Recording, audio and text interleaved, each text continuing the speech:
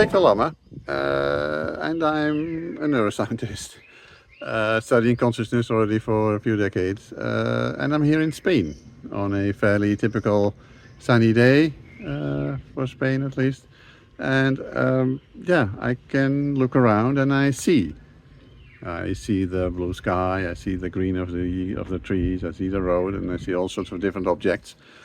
But I also hear some birds, I hear a leaf blower somewhere in the distance, I can smell the flowers. I have these conscious sensations. And yeah, how is that possible? How is it possible that with 1.5 kilograms of fat and protein in my head, I can have these conscious sensations?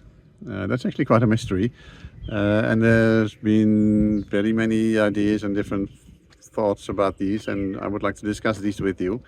But to begin with, I would like to pinpoint one specific problem with understanding this, which I would like to illustrate by getting into my car. So look what the car is doing.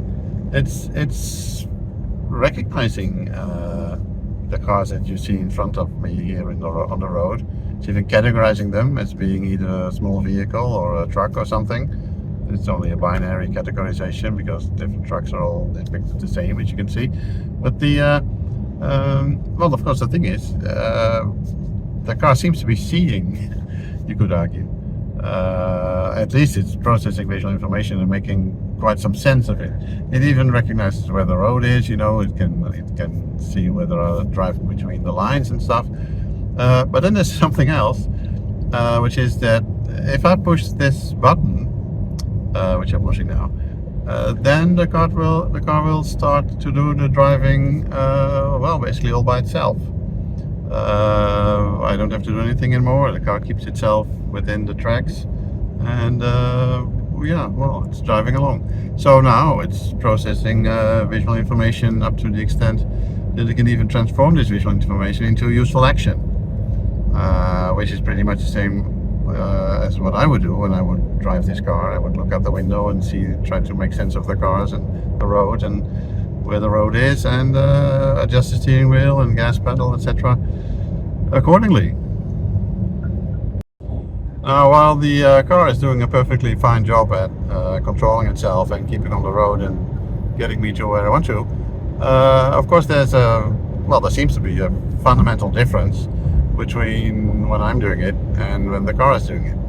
Of course, you know, when the car is looking outside with its cameras and controlling the steering wheel and what have you, of course we don't assume that the car has a conscious sensation of what's going on outside, of what it's doing. Well, of course, when I'm doing it, most of the time I, of course, will have a conscious sensation of what's going on. I will see what's out there, which seems to be sort of a fundamental difference between what the car is doing and what I am doing. And of course, this is a well-known problem in philosophy of consciousness, known as the heart problem or the explanatory gap. When explaining the function of, for example, processing visual information and transforming that into output, like steering a car, is not the same as explaining the conscious sensations that go along with those.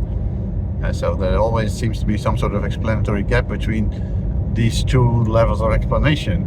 And of course, the thing we are really after in consciousness research and consciousness science is not so much explaining these functions, because those seem to be what are called easy problems, but explaining this hard problem of me having conscious sensations while I'm doing this. Well, of course, the car has not, at least. That's what we assume.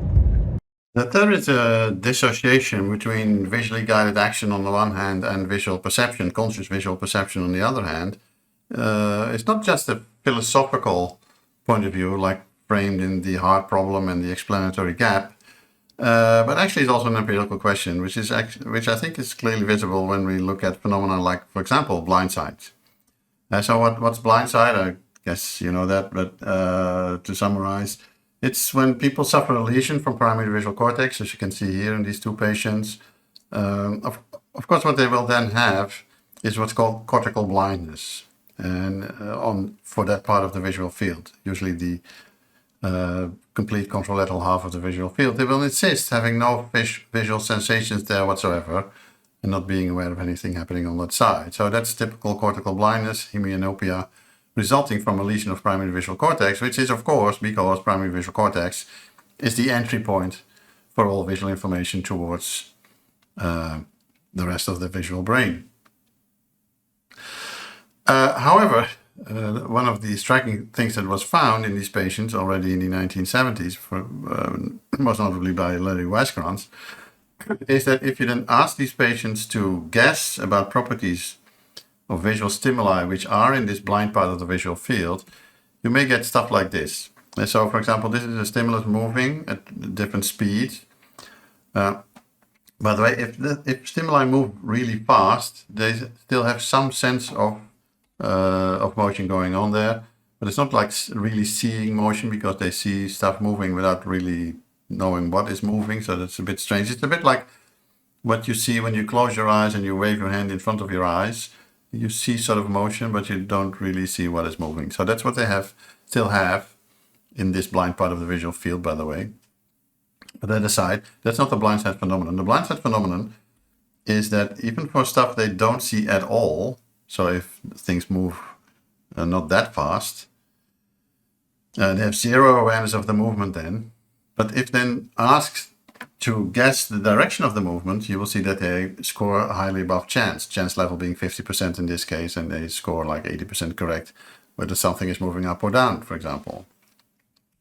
But you can also see this for all sorts of other stimulus attributes for which you have no awareness whatsoever. So, for example, discriminating an X versus an O, or a square versus a triangle, a diamond, etc. Again, 80% correct or something, without any awareness of those stimuli. So this is what's called the blindsight phenomenon. People being able to execute visually guided behavior, in this case guessing about, whether it's one or the other, while not having any conscious sensation of it. They can also execute real visually guided behavior, in the sense, for example, that they can point to stimuli in the blind part of the visual field. So this is different target positions and different eccentricities. And then you can see in the sighted field, of course, they can exactly point to that stimulus, but even in the blind field, they're sort of almost correct. Again, even though not having any conscious visual sensation of those stimuli.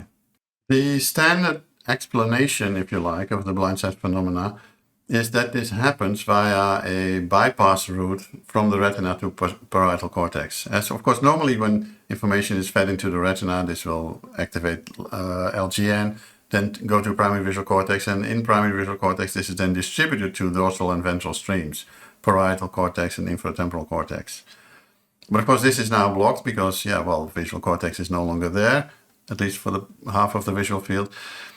But regardless, there is also a bypass route going from retina to superior colliculus via the pulvinar to posterior parietal cortex. And the idea is that indeed this route is enabling these blindsight phenomena, so the guessing and the pointing, etc., while apparently not enabling any conscious awareness of those stimuli. And this explanation for blindsight actually fits in very nicely with a different observation that other researchers made, in this case Milner and Goodale, about indeed the different functions of dorsal and ventral stream when it comes to processing visual information. They argue that dorsal stream is mainly there to process visual information for the purpose of action, so to mediate visually guided behavior.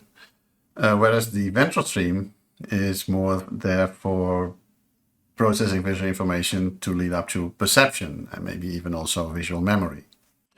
And one of their main experiments to argue for this distinction has come from studying patients which suffer from lesions of either the temporal lobe or the parietal lobes. For example, here you have a patient who is suffering from a lesion to temporal lobe, and she has to perform two different types of tasks. The one is the matching task. The matching task being that the patient has to observe the orientation of this slot and then match the orientation of this thing she's holding in her hand to match the orientation of that. So turn it, turn it either so, like this, or this, or this. And what you find then in that case is that she's really hopeless at that. This is the match between the actual orientation of the slot and the orientation of the thing she's holding. And it's all over the place. So, and she also indicates, well, I just don't see this orientation. I don't see the orientation. So of course I cannot do that. But then if she's asked to perform a different task, which is the posting task, as you can see here, suddenly the behavior is very different. She can now position the thing to the correct orientation if it's for the purpose of putting this thing into this slot. This is the match between the orientation of the slot and the orientation of the thing she's holding in her hand, of course, just prior to touching it. And in that sense performs almost like a normal control subject. So as long as it's visual, as she has to process visual information to execute a visually guided action, she does just fine. It's only with the matching, with the perception task, that she is failing. So indeed, arguing that there's these different functions of dorsal and ventral streams for processing visual information. So that clearly shows us that also in our heads there are parts of the brain which are processing visual information, well, more or less like the car is doing that I just drove in, you know, making useful judgments and, well, or in the case of blindsight, guesses, and using that information to translate that visual information into visually guided action. So in that sense, these findings, the blindsight findings, but also the Milner and Goodale findings, really argue for that there is a distinction between, you know, visually guided action itself and visual perception, conscious visual perception on the other hand. And I think the most striking example of this distinction actually can be found when we study blindsight in monkeys. Now you may argue, can we do that? Well, yes, of course we can, by training them to perform specific tasks, of which this is an example. There have been quite a few experiments trying to find, well, pretty much the same dissociation you find in humans, to find that also in monkeys after lesions of primary visual cortex. Now, what's the typical dissociation? Of course, basically, the typical dissociation is that if you ask a patient, did you see something? The patient will say no. So that's typically what's called a yes-no task. Did you see something? No, I didn't. Whereas, of course, the other task is a forced choice task. You know, just guess where the stimulus is. Just point to where the stimulus is. Just guess whether it's a cross or a thingy. So this distinction between yes-no task and forced choice tasks is actually the hallmark of, you know, the blindsight phenomenon. And then of course the question is, can you find a similar dissociation in monkeys? Now of course you have to train them to perform these different tasks. So forced choice tasks, of course, for example, would be simply monkeys fixating. You present a stimulus either there or there, and then the monkey has to make an eye movement to the position of that stimulus. And actually, when you do that, you will find that monkeys, well, for one thing, can do that very well in the intact hemifield, but they can also do that perfectly fine in the lesioned hemifield when they have a lesion to primary visual cortex, just like these blindsight patients have. However, if you put them in a yes-no task, how can you do that? Well, you can then give them the option. There's a different way of doing this, but the one illustrated here goes as follows. You present these targets, and then of course you give them the opportunity to make a saccadic eye movement to them, indicating, oh yes, I saw this, and this, by the way, the stimulus was sitting over there. But you also, and that's really important, give them the option to maintain fixation if there's no stimulus. And once they've learned this, to maintain fixation if there's no stimulus, and to go to make a saccadic eye movement to the stimulus when it's there, you can then probe the intact hemifield, probe the lesioned hemifield to see whether they will also maintain fixation when there actually is a stimulus. And that's actually what's happening. So in the affected hemifield, which is this bar over there, you will see that in the yes-no task, indeed, often they will indicate, no, I did not see a stimulus here. Whereas for that same stimulus in the forced choice version of the task, they will pinpoint the location perfectly correctly. And so this is a clear finding of what's called blindsight in monkeys. And having established that there is also this phenomenon of blindsight in monkeys, I think the most interesting finding came from this monkey where they performed a bilateral lesion to primary visual cortex, so rendering her completely cortically blind. This is a monkey, it's called Helen.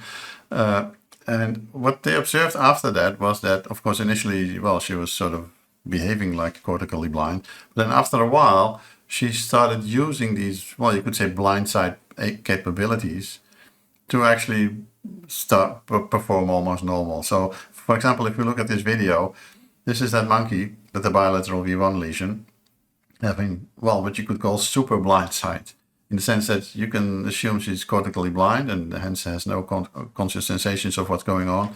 But she behaves, she evades these obstacles. She's looking for peanuts here in this video clip. So executing all sorts of, well, intelligent and almost normal visually guided behavior, even though having no conscious visual sensations whatsoever, given that she has a bilateral primary visual cortex lesion. So in the next clip, you can even see her catching these peanuts which are thrown at her, which are of course fairly small objects, but apparently she can execute the visually guided behavior to eat them perfectly normal. So that really shows that even in our brains, or at least in monkey brains, there's stuff going on which is very similar to what's going on, well, in that car I just drove. Processing visual information, translating it into useful visually guided action without any conscious awareness of what's going on. And of course that's also happening in our heads all the time. I mean, you may know this situation where you are driving a car and then after a while you suddenly think, well, what was I actually seeing the last 5 kilometers or something, because your thoughts were engaged somewhere else, for example.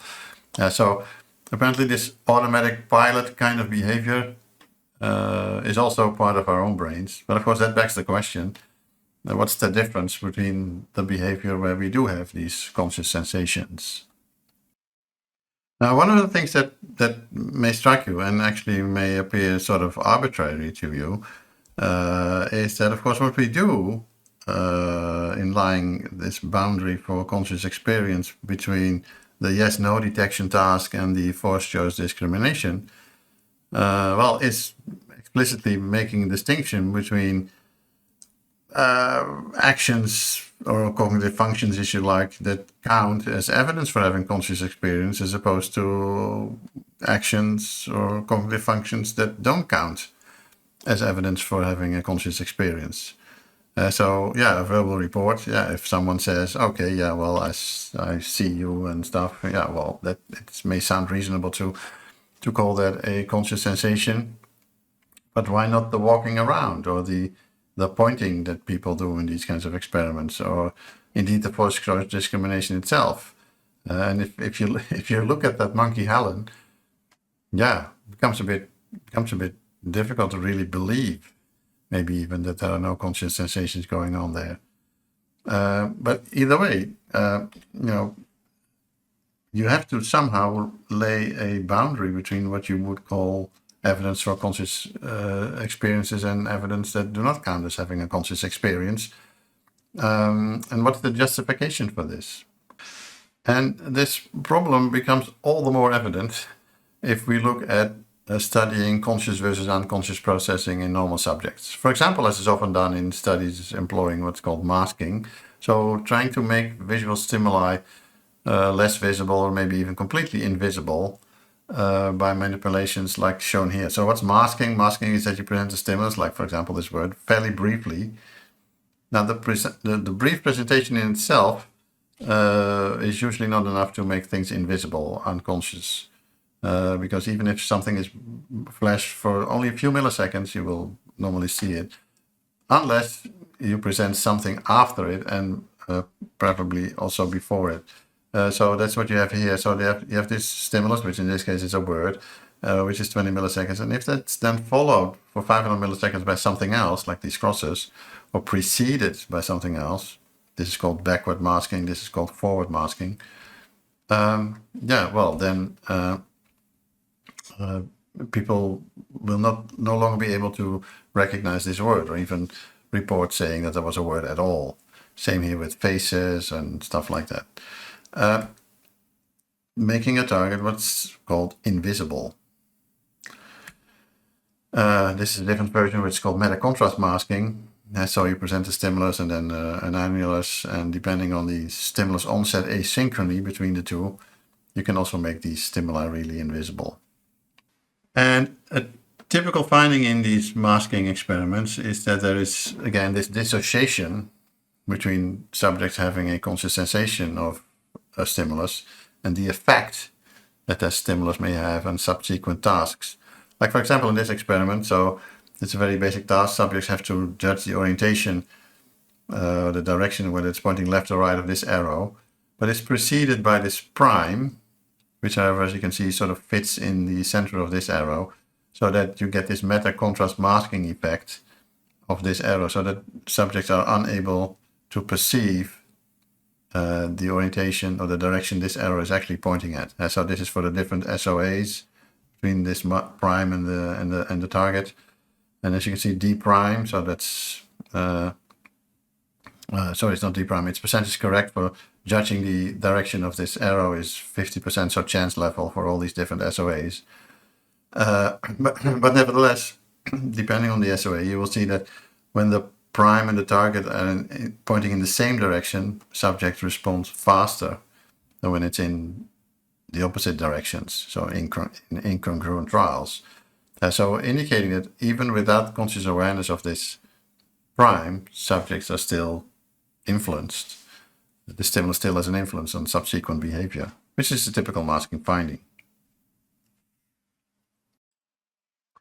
The big problem, however, with these masking experiments is always how exactly do you judge whether there is no conscious awareness of these masked primes.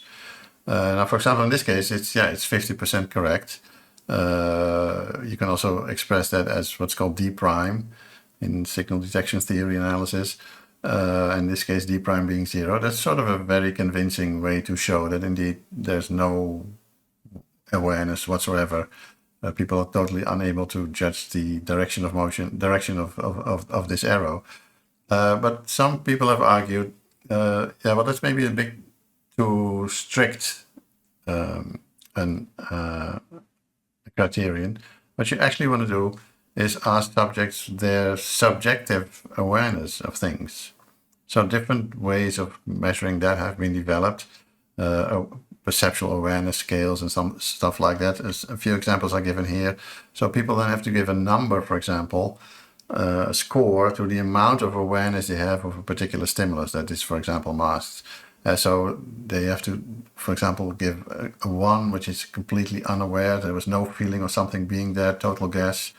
Or maybe there was a feeling that something was there, but didn't really know. Fairly confident of the direction, certain about direction, stuff like that.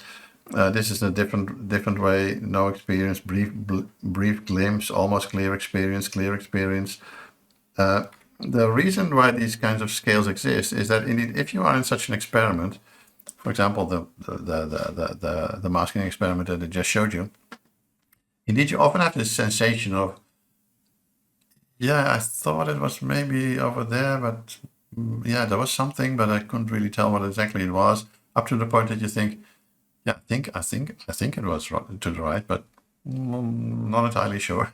Or even the other way around. I didn't really see anything here. So there are these different levels, you could say, of awareness, and of course, what these methods are trying to achieve is, well, get a grip on these different levels of awareness and see to what extent, yeah, you get different results compared to, for example, the more strict, simple yes/no, having to be a D prime 0. And this is what we call objective versus subjective visibility or invisibility. Objective invisibility is, that's really the most strict thing you can do.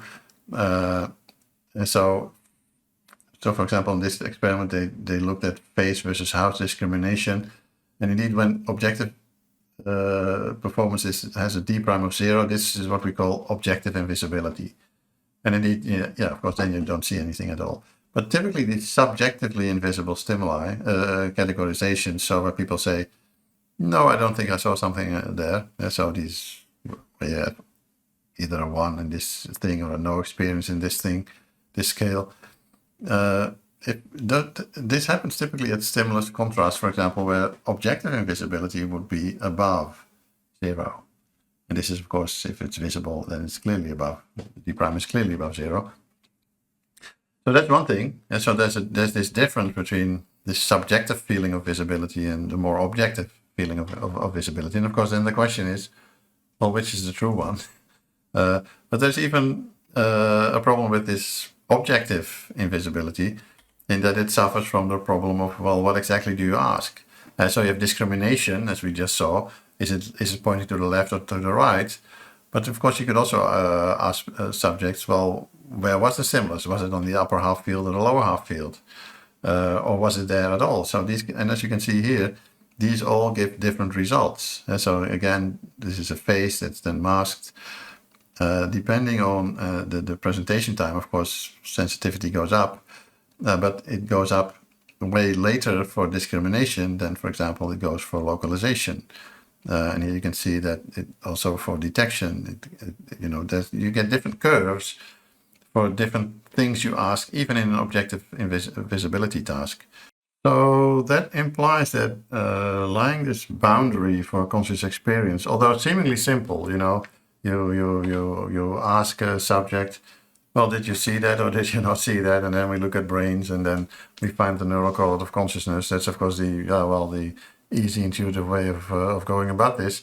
It's actually not as easy as it may seem. You have to sort of arbitrarily lay boundaries between what you would call evidence for conscious sensations or not. Is it subjective visibility or objective visibility, and then is it detection, discrimination, localization? I didn't mention this, but that's another real problem. There's this phenomenon called continuous flash suppression, which is also a whole other can of worms when it comes to really believing what's going on unconsciously there. So that's a real debate about what to consider unconscious versus conscious perception. And actually the positions rather depend on, you could say personal taste than anything else. But of course the real fundamental issue there is not so much making a decision between these on scientific basis, but more on what actually do we want to explain about conscious sensations. Is it the subjective thing we have in our minds of, yes, I had a conscious experience of that or not? Or is it sufficient if we just want to explain this glimpse that we had, or maybe of a mass stimulus? Or do we really only call something unconscious when there's no evidence whatsoever that it has any impact on our brains? And then of course, the whole concept of unconscious processing sort of evaporates. So these are all more like quasi-philosophical issues rather than empirical ones. Yeah, so how do we deal with those? So the point being, making this distinction between my car and myself is actually not as easy as it may seem. So that's one problem we face in consciousness research, but there is another one, particularly when it comes to conscious visual perception, which I would like to explain to you outside, actually. So let's go outside again.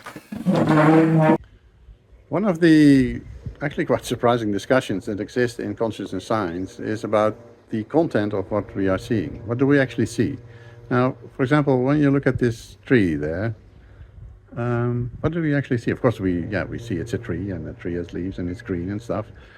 But at which detail do we actually consciously perceive the tree? Do we see all the individual leaves, for example? Or do we just see groups of leaves, or do we just have the gist of a tree in our minds, knowing that it contains leaves and stuff, but we only can really see each individual leaf or group of leaves when we focus our attention part by part on those individual parts of the tree. So is our conscious perception rich and detailed and full of items and individual bits and pieces, or is conscious vision more coarse and more global and more like object centered and more about the ideas we have about, well, in this case, trees? So in that sense, a fairly focused and more impoverished version of the outside world. And for example, do we, when we look at that tree, also simultaneously notice there's a house in the background of it? Or do we actually also simultaneously hear the leaf blowers that are going off every now and then in the background? Different theories of consciousness hold fairly different positions with respect to this aspect of conscious vision, as we will see. Of course, you could argue, why don't we simply ask people what they are seeing? So take, for example, this bush with the flowers. Do you see all these leaves and all the flowers all at once? Or do you actually only see the gist of these? Do you actually simultaneously see the house and the fence? Or do you need your focal attention on each of these to get them into your conscious mind? Of course, intuitively, most of us would say, yeah, of course I see all of this all at once. I see the tree with all the leaves and the flowers and the house and the fence. But there have been these change blindness experiments which actually argue for the exact opposite. Change blindness is the idea that we often miss large changes to our visual world from one view to the next. We're often not able to see large changes that would appear to be perfectly obvious to somebody who knows they're going to happen. In this experiment, a subject comes up to a counter and a first experimenter hands them a consent form. As soon as they finish signing the consent form, they hand it back to the first experimenter, who then takes the consent form, ducks down behind the counter to put it away, and a different experimenter then stands up and hands the subject a packet of information and sends them into a hallway where we ask them questions about it. The lady who took me up here, she opened the door for me and told me to walk over to the desk. I think there was a sign that said experiment. Mm-hmm. And a man there gave me a form to sign. Mm-hmm. There was the guy standing under a big sign that said experiment. Mm-hmm. And to my left, there was like a pot with some dirt in it and some plastic containers.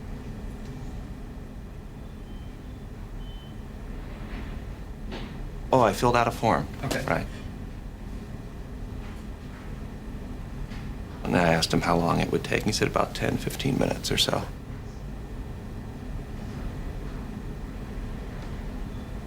Did you notice anything unusual at all after you signed the consent form?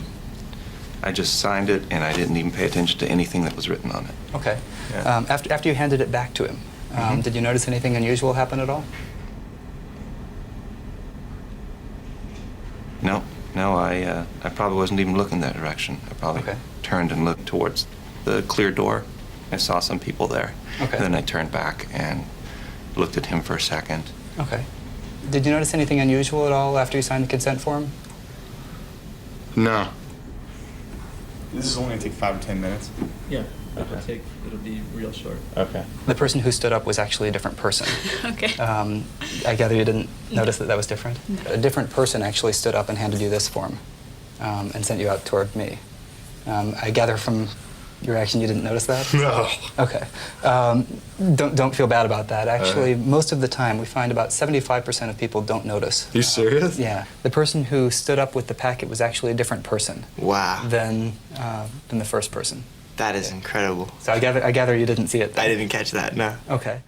Now, you can imagine that these findings of change blindness created quite a stir in the psychology of perception community, because, of course, it really flies in the face of your intuition of what seeing actually is. Of course, you have this intuition of that when you look at something, you are consciously aware of it. But, of course, yeah, this sort of challenges that. If we look at the finding a bit more precise, of course, there's these two, well, I would say fairly different guys taking each other's places while you're actually looking at them. And then you don't notice this. So if you ask, did you notice that person switching identity? The subject will say, oh, no, I didn't. And what's of course really striking is the real surprise that you saw in the video, that these subjects experience of them not having noticed this. Because of course you have the introspective idea. Of course I saw those people. I was standing before the desk and I saw them. So what's going on here? Well, I said it's sort of a severe challenge of that introspective idea, of course. And one of the interpretations that have been taken is that we should take this challenge that seriously, that we should actually conclude that even though you are looking at these people in front of you, you are actually not consciously aware of them. And this is one of the positions that Daniel Dennett, for example, has taken. Of course, that's what exactly does that mean, not being consciously aware of them? For one thing, of course, it feels really different. You see a person at least standing there. Maybe you're not aware of the exact identity of the person or something. And this is indeed somewhat of a slightly different interpretation that, for example, Michael Cohen has given to these findings, is that you indeed are aware of what's called the gist of a person standing there. So indeed, a person-like thingy over there. I mean, if it would have been, I don't know, a monkey, of course you would have noticed. But not really the person in all its details and identity and what have you. And so in that sense, you were only sort of vaguely aware of the gist of that person. So it's not like there's a black hole there, but it's more like, well, you're not really aware of that person. Now, of course, this again may also seem a bit confusing. So let's look at some somewhat slightly more rigorous experiments explaining this, if you like. And because, as I said, it's a bit confusing maybe. So one of the many experiments we did on this was using these kinds of displays where you would have an array of objects like shown here. In this case, 8 objects, clearly different objects. You show that to people for like a second or so long enough that they can take it in. And then the array of objects disappears, and there's a blank interval of like 2 seconds, for example. Can vary, it doesn't really matter all that much.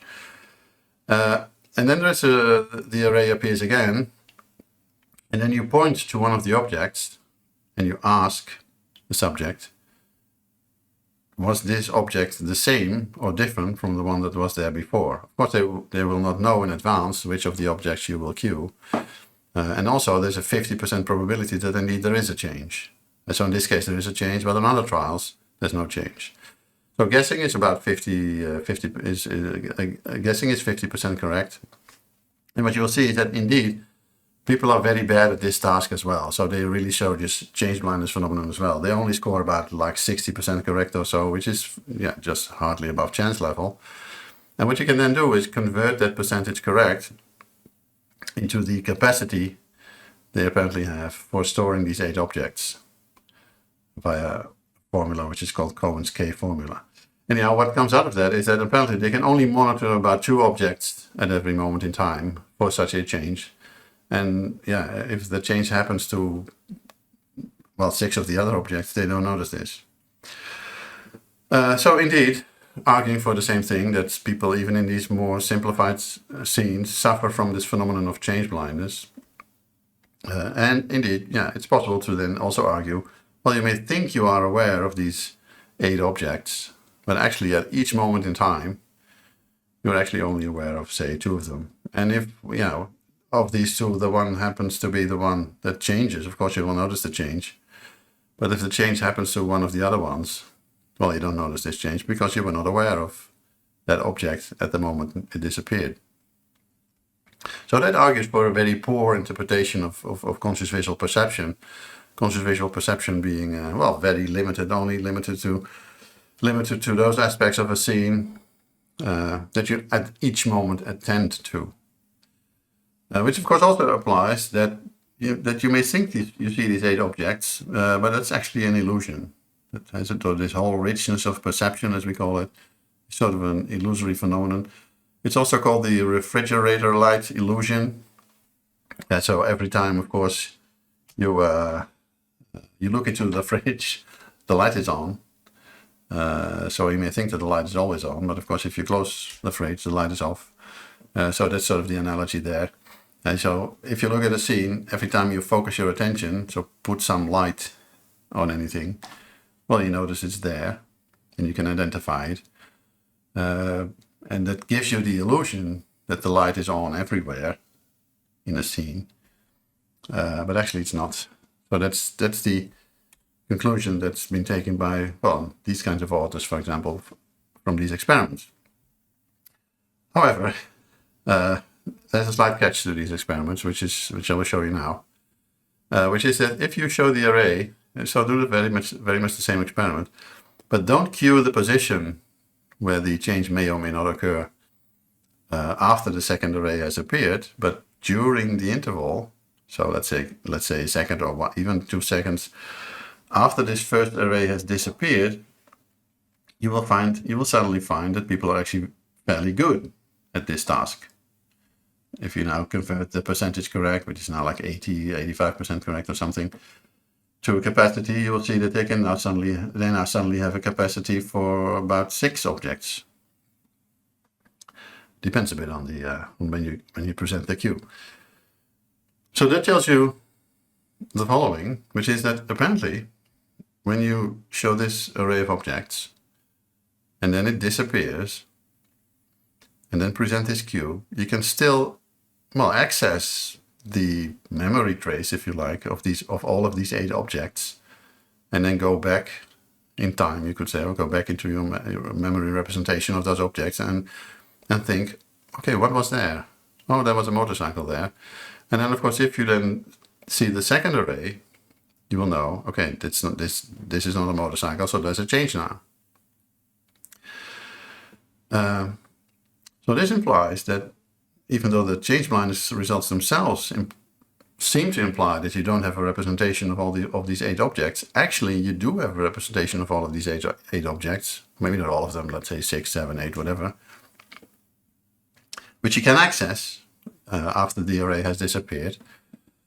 The only problem is that if you do it otherwise, so present the queue afterwards, this memory representation of these 8 objects has been overwritten by this new array, implying sort of the idea that vision is a bit memoryless. I mean, what you see now is what you see now, but as soon as a new scene is presented, which happens, by the way, every time you make an eye movement, which you do about 3 times a second, that representation of the outside world has been overwritten by what's in the outside world now.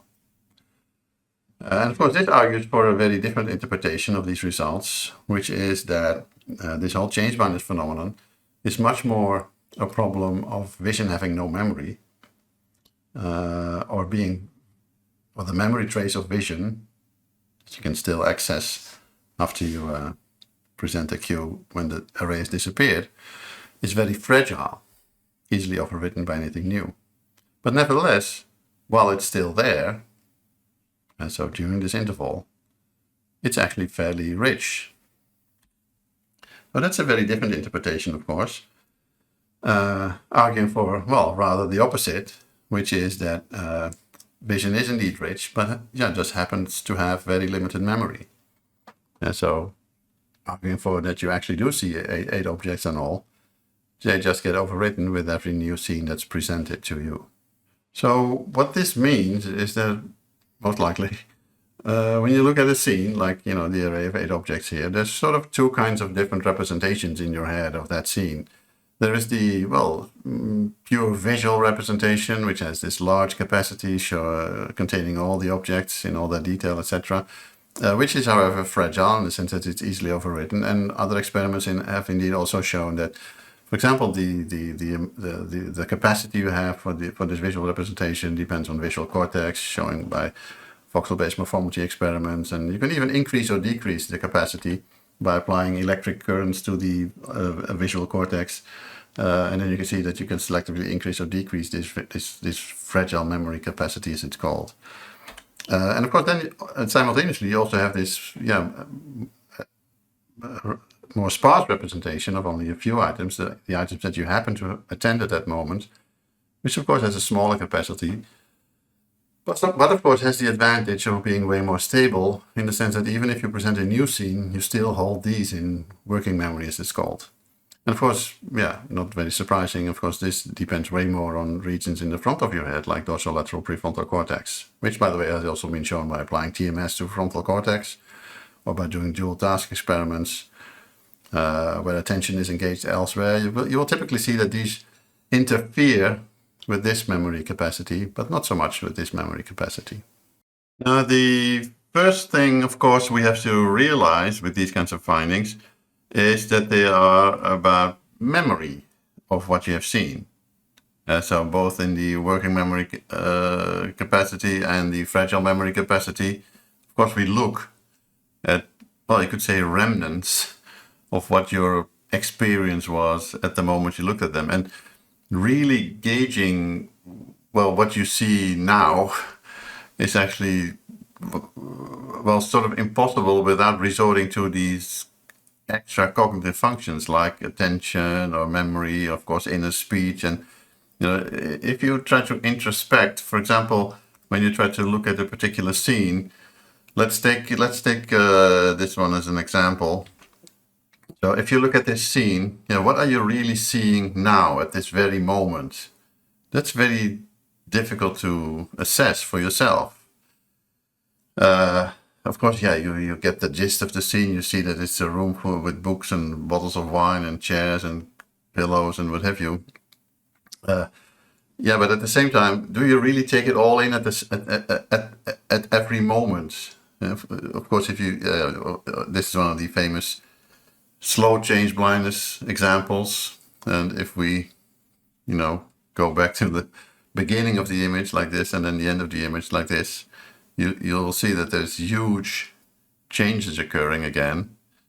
So just another change blindness example. In this case, what is called slow change blindness.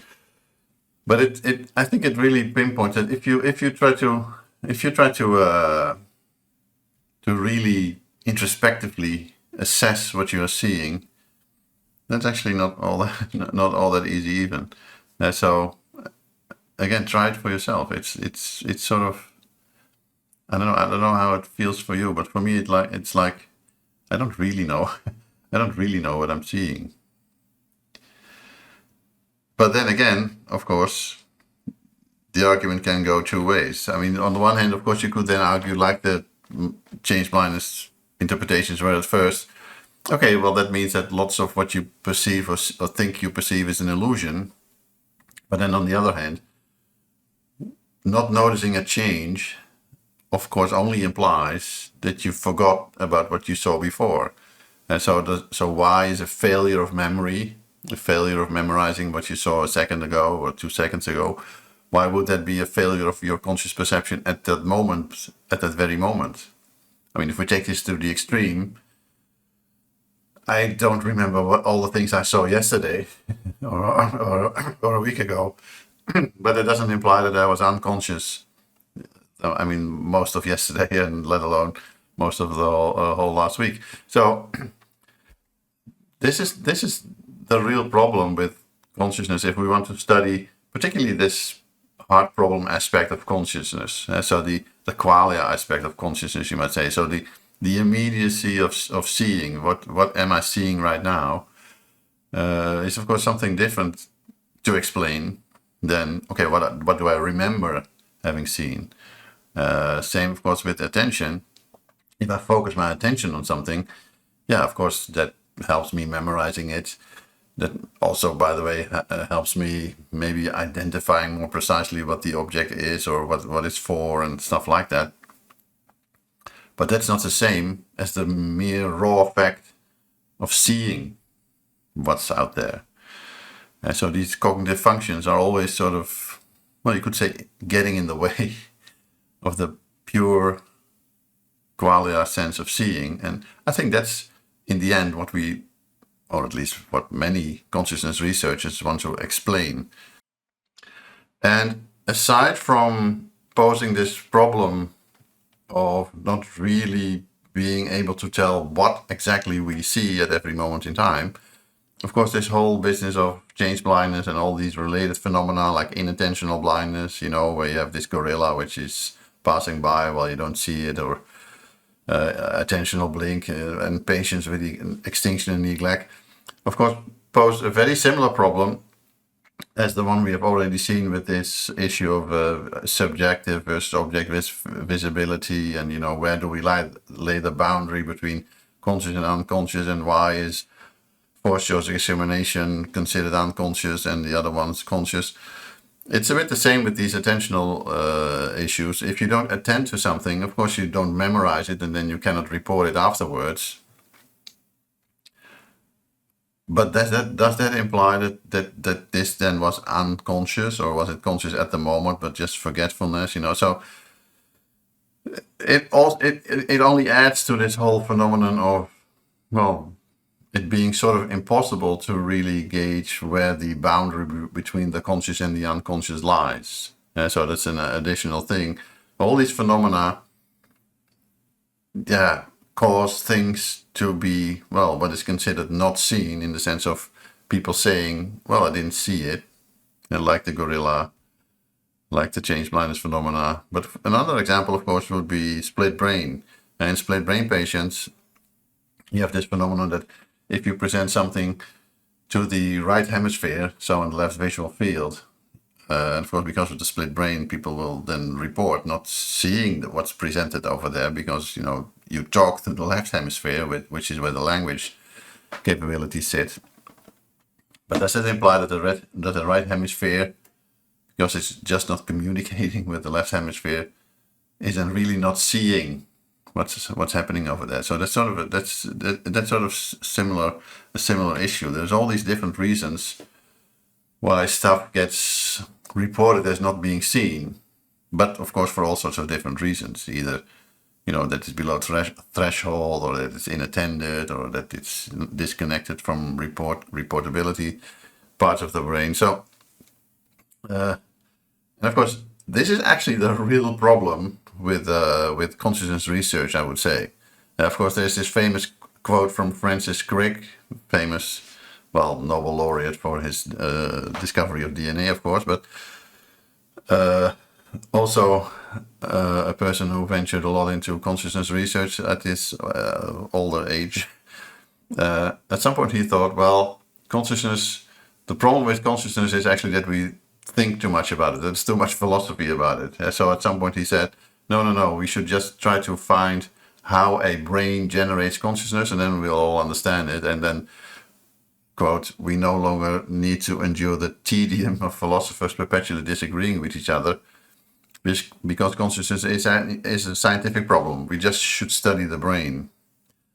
But of course, given what I just told you, I hope, you understand why it's this finding the neural correlate of consciousness, as it's called, is actually not as easy as it might seem. And of course, intuitively, you might think, okay, we present the stimulus to a person, ask the person, did you see it or did you not see it? And then look at differences in brain, and out there we have the neural correlate of consciousness. But the problem is not measuring the brain. It's not easy either. But we can measure brains with all sorts of different techniques. The real problem, I would say, maybe a bit surprisingly, is to really know what the percept is at any moment in time, and whether something is really conscious or unconscious. And really, to what extent do we see, for example, if we look at this scene, do we see only the face of the cat, or do we see the whole cat? Do we see the cat with the flowers? So these are the real problems that are plaguing consciousness research. In the end, I hope I was able to, at least convey some doubts about what it actually means to have a conscious sensation. Seems intuitively very easy. And of course, it's also considered, the thing we want to explain about consciousness. And it's even considered, for example, introspection is even considered the gold standard of consciousness. What I think I'm seeing, my inner sensation, that's what we need to explain. But it's sort of impossible to explain something which we really don't know what it is when we really don't know what it is and what it looks like. So that's, yeah, maybe a sad note to end on, but it's something we should try to solve. Now, next, I will try to show you some different approaches to this problem in trying to solve that, but that will be for next time. Bye-bye.